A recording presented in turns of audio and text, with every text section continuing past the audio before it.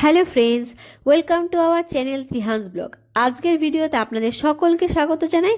আজকেও নিয়ে চলে এসেছি বাচ্চাদের জন্য পুষ্টিকর ও সাথে টেস্টি দুটো রেসিপি। আর বাচ্চাদের খাবার শুধু হেলদি হলেই চলবে না, সেই সঙ্গে কিন্তু টেস্টিও বানাতে হবে, না হলে কিন্তু বাচ্চারা একদমই খেতে চাইবে না। আর ভিডিওটা কিন্তু স্কিপ না করে পুরো দেখবেন, কারণ পুরো ভিডিওতে ছোট ছোট টিপস শেয়ার করে থাকি, আর নতুন মায়েদের ক্ষেত্রে কিন্তু সেটা খুবই উপকারী হবে। আর প্লিজ কিন্তু আমার ভিডিওটিতে এক লাইক করে দেবেন, আর চ্যানেলে যদি নতুন হয়ে থাকেন তাহলে কিন্তু সাবস্ক্রাইব করে বন্ধু হয়ে পাশে থাকবেন। তো যাই হোক, কথা বেশি না বাড়িয়ে চলে যাব আজকের প্রথম রেসিপির দিকে। তো চলুন দেখে নেওয়া যাক আজকের প্রথম রেসিপিটি।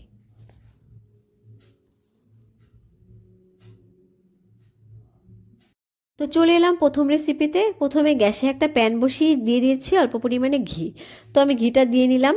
এবার ঘি গরম হয়ে গেলে আমি এখানে দিয়ে দিয়েছি 1 চামচ পরিমাণে সুজি।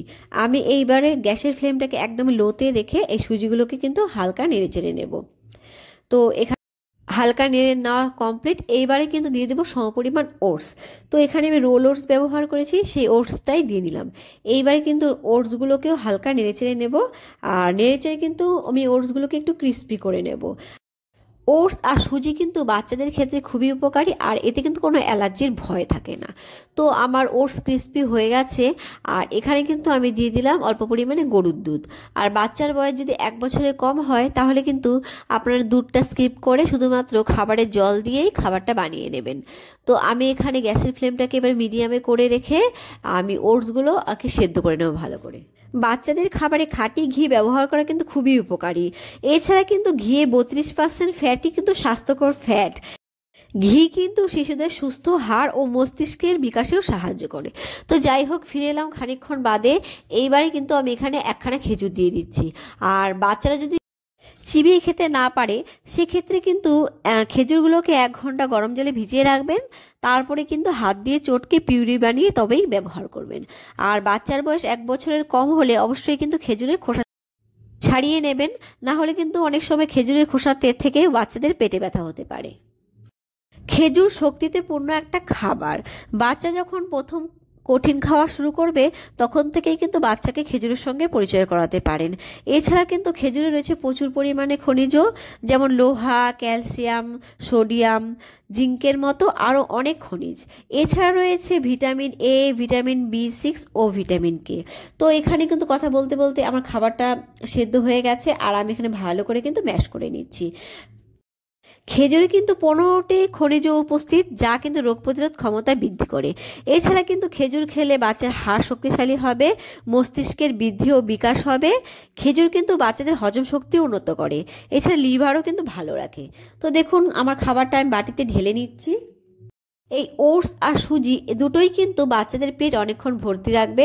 এছাড়াও কিন্তু বাচ্চাদের ওজনও দ্রুত বৃদ্ধি করবে। তো আমি কিন্তু এরকম ঘনত্বে আমার বাচ্চার জন্য খাবার নামিয়েছি। আপনাদের বাচ্চারা যেমন ঘনত্বে খেতে পছন্দ করে সেভাবেই আপনারা নামাবেন। আর আপনারা যদি জল দিয়ে খাবারটা বানান তাহলে কিন্তু এই সময় একটুখানি ফর্মুলা মিল্ক মিশিয়ে খাবারটা কিন্তু একটু পাতলা করে নিতে পারেন। তো আজকের কিন্তু প্রথম রেসিপিটি আমার তৈরি হয়ে গেল।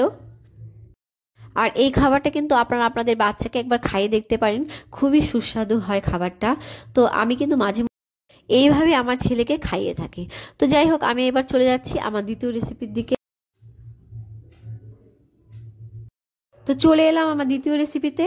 গ্যাসে একটা প্যান বসিয়ে দিলাম, দিয়ে এইবার কিন্তু আমি দিয়ে দিচ্ছি গোবিন্দভোগ চাল বা পোলাওয়ের চাল। আমি কিন্তু এই চালগুলোকে 1 ঘন্টা জলে ভিজিয়ে রেখেছিলাম। এতে কিন্তু চালগুলো অনেকটাই নরম হয়ে গেছে, আর সেদ্ধও কিন্তু অনেক তাড়াতাড়ি হয়ে যাবে।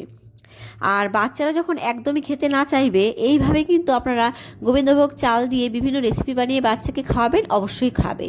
আর আমি কিন্তু এখানে দিয়ে দিলাম অল্প পরিমাণে নুন। বাচ্চার বয়স 1 বছরের কম হলে আপনারা কিন্তু এখানে নুনটা স্কিপ করে যেতে পারেন।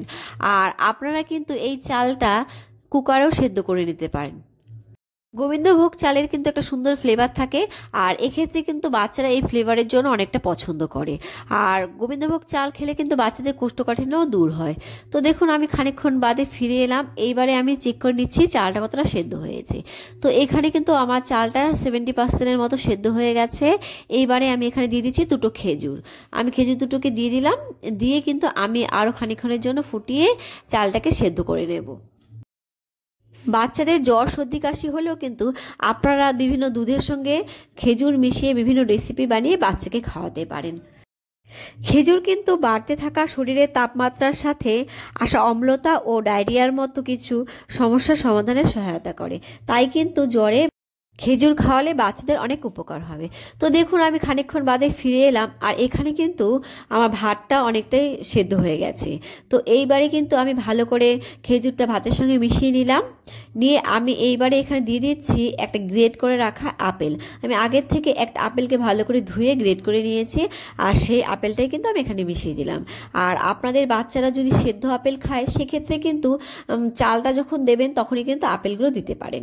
তো আমি কিন্তু এখন আপেলটা দিয়ে দিলাম, দিয়ে আমি খুব বেশি জাল করব না, আমি 5 মিনিটের মতো ফুটিয়ে নেব, নিলেই কিন্তু আমাদের হেলদি খাবার রেডি হয়ে যাবে। আর এই খাবারটাও কিন্তু ভীষণ টেস্টি হয়। আমি কিন্তু বাচ্চাকে খাওয়ানোর আগে খেয়ে দেখেছি, আমি সব খাবারই প্রায় বাচ্চাকে খাওয়ানোর আগে একটুখানি টেস্ট করে দেখি, আর এই খাবারটা কিন্তু অনেকটা সুন্দর হয় খেতে, আর বাচ্চারা কিন্তু দারুণ পছন্দ করবে। আপেল হলো শক্তির পাওয়ার হাউস। আপেল কিন্তু শিশুদের সারাদিন ধরে খেলাধুলা ও শেখার জন্য সাহায্য করে থাকে। আপেলে কিন্তু রয়েছে প্রচুর পরিমাণে ভিটামিন, রয়েছে ডায়েটারি ফাইবার, আর আপেল কিন্তু পেকটিন থাকায় বাচ্চারা কিন্তু সহজে হজম করতে পারে। আর আপেল কিন্তু হজমের স্বাস্থ্যকে উন্নত করে, এছাড়া কোষ্ঠকাঠিন্য দূর করতেও সাহায্য করে, এছাড়া কিন্তু হার্টও সুস্থ রাখতে সাহায্য করে। তো আমার এই খাবারটা রেডি হয়ে গেছে, আর এখানে বাটি নিয়ে নিলাম, বাটিতে এবার খাবারটা আমি ঢেলে নিচ্ছি। আর আপনারা কিন্তু এই পর্যায়ে একটুখানি ফর্মুলা মিল্কও মেশাতে পারেন। আর একটা কথা বলতে ভুলেই গেছি, যে আপনাদের বাচ্চারা কিন্তু চিবিয়ে খেতে না পারলে ভালো করে ম্যাশ করে নেবেন। আমি এখানে ম্যাশ করলাম না, যেহেতু আমার বাচ্চা এখন একটুখানি চিবিয়ে খেতে পারে, তাই কিন্তু আমি এইভাবে ওকে খাওয়াই, আর ও ভালো খায় এইভাবে। তো দেখতেই পেলেন আমার আজকের হেলদি রেসিপি দুটো। তো আমার রেসিপিগুলো যদি কিন্তু আপনাদের ভালো লেগে থাকে, তাহলে কিন্তু অবশ্যই আমার চ্যানেলটাকে সাবস্ক্রাইব করে আমার বন্ধু হয়ে পাশে থাকবেন, আর আমার কিন্তু ভিডিওতে একটা লাইক করে দেবেন, তাহলে কিন্তু আমার উৎসাহ অনেকটা বাড়বে, আর আমি কিন্তু অনেকটাই আগ্রহী হব নতুন নতুন ভিডিও দেওয়ার জন্য। আর আজকের ভিডিও এই পর্যন্তই, দেখা হবে নেক্সট ভিডিওতে বাচ্চাদের নতুন নতুন রেসিপি নিয়ে। আর এই ঠান্ডায় বাচ্চাদের একটুখানি সাবধানে রাখবেন বা